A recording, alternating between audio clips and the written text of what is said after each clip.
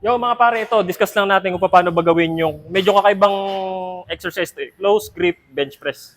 Hindi to common, okay?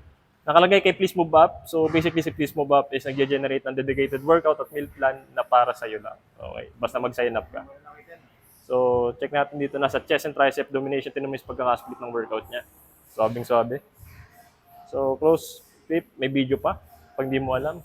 Kagaya namin, hindi namin alam kung paano. Okay, naka-close. Okay. So, gets mo? Subukan natin, Tang. Walang karga. Huwag natin lamnan. Hindi ko rin alam yan eh. Bago rin lang sa akin eh. So basically, sa pagkakaintindi ko, yung close grip bench press, ang target niya is tricep and then yung inner chest na konti. Okay, so yun. Okay. Lawak-lawak na konti. Yan. Siguro yan, tama na yan. Dito tama. Dito mo. Yan. Nice. Two. Yeah.